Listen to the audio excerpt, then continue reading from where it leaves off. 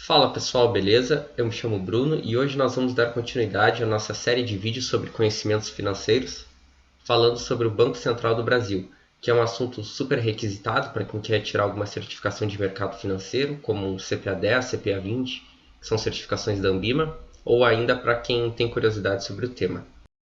Esse vídeo, então, faz parte de uma série de vídeos que estão nos nossos cursos gratuitos lá no nosso site. Então não deixe de dar uma conferida lá, que o link vai estar na descrição. Aproveita também para curtir esse vídeo e comentar novas sugestões, que são sempre muito bem-vindas. Além, é claro, de nos seguir lá nas nossas redes sociais, que isso nos ajuda a ter mais cursos gratuitos e mais conteúdo grátis. Partiu então estudar? Bora lá! Então, pessoal, dando uma breve recapitulada, nós tínhamos dividido o Sistema Financeiro Nacional com relação aos seus agentes normativos, supervisores e operadores. E aí nós tínhamos falado que os agentes supervisores eles trabalham para que as entidades sigam as regras estabelecidas pelos agentes normativos.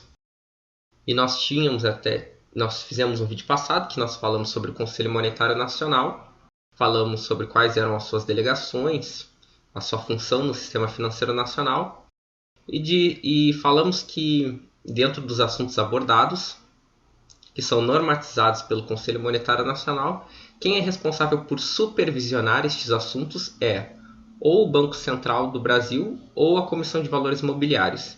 Então hoje nós vamos falar sobre o Banco Central do Brasil. Vamos lá. E aí nós falamos que o Conselho Monetário Nacional ele é responsável por 4 políticas, que é a política cambial, a política creditícia, a política monetária e a de capitais. Se tu tá meio perdido, eu vou deixar um card aqui em algum lugar que te ajuda a linkar para o nosso vídeo do Conselho Monetário Nacional. Aí nós falamos sobre as responsabilidades do Conselho Monetário Nacional, só que o que acontece? O Conselho Monetário Nacional ele é responsável exclusivamente por normatizar sobre esses assuntos. Então não vai ser ele que vai fiscalizar esses assuntos. A fiscalização já é responsabilidade ou do Banco Central ou da CVM. Só que o Conselho Monetário Nacional ele lida com 4 políticas. O Banco Central ele só fiscaliza 3 dessas 4. E aí por isso que tem essa imagem.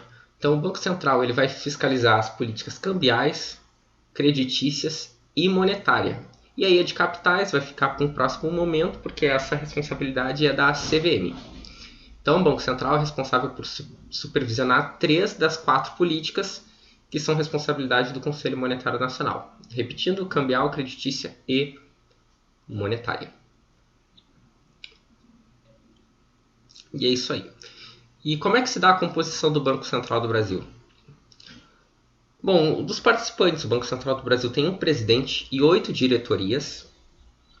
Tá? E os documentos que o Banco Central utiliza, que a gente chama de documentos normativos, existem 3, que são as circulares, as cartas circulares e os comunicados. As cartas circulares, só fazendo um parênteses, a gente acha que o Conselho Monetário Nacional é o agente normativo máximo. Mas ele não é o único agente que normatiza. O Banco Central e a CVM, por mais que a responsabilidade deles seja de supervisionar, o Conselho Monetário Nacional pode dizer ao Banco Central ou à CVM, dizendo assim, delegando as responsabilidades de normatizar. Ou seja, o Banco Central e a CVM também podem normatizar, desde que seja por delegação do Conselho Monetário Nacional. Então, o Conselho Monetário Nacional vai lá e diz, sobre esse assunto tu podes normatizar. E aí sim, nós vamos ter os agentes que seriam responsáveis pela supervisão normatizando. Então, em alguns casos isso acontece. Nesses casos, os atos normativos são chamados de circulares. Então, atos normativos que o Bacen, por delegação do Conselho Monetário Nacional, cria regras ou regulamentos para as áreas que lhe competem. Aí o segundo são as cartas circulares, que é um instrumento para esclarecimento de dúvidas ou divergências sobre aquilo que já foi imposto sobre as disposições normativas.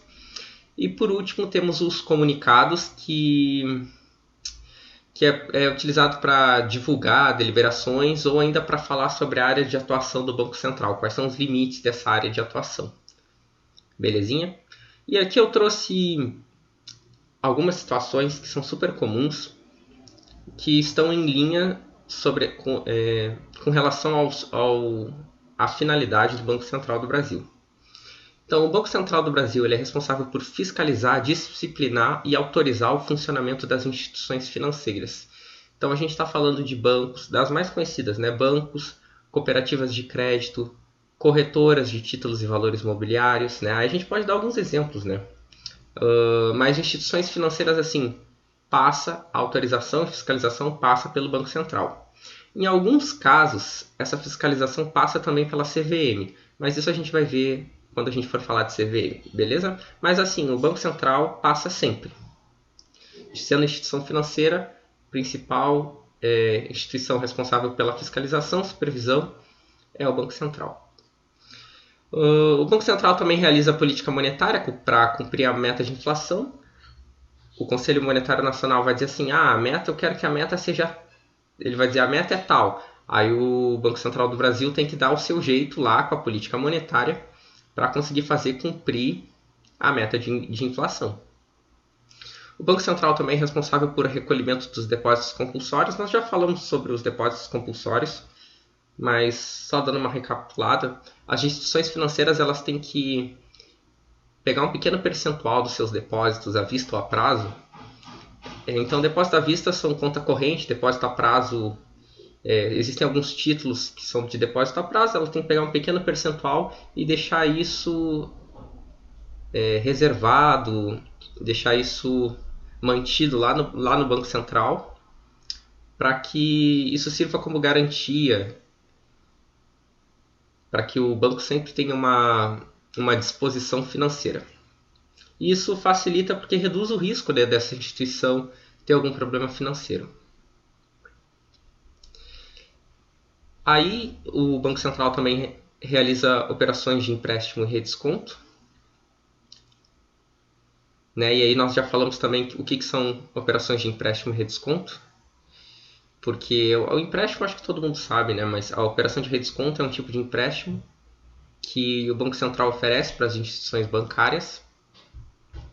Porque algumas vezes elas ficam insolventes, ficam com dificuldades financeiras para cumprir seus compromissos, né?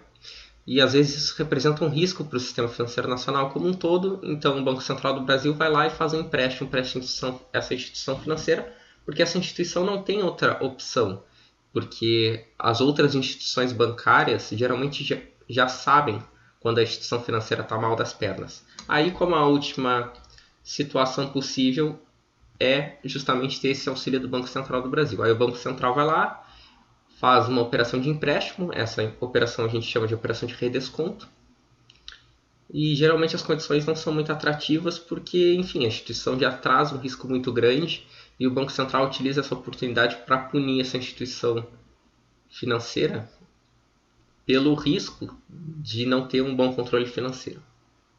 O Banco Central do Brasil também é responsável por emitir papel moeda, determinar através do Copom a meta de juros Selic. E isso tudo a gente vai falar também com muita propriedade ao longo dos vídeos. Gerir o sistema de pagamentos brasileiro, que é uma junção de entidades que tem responsabilidades para conseguir realizar os meios de pagamento, né?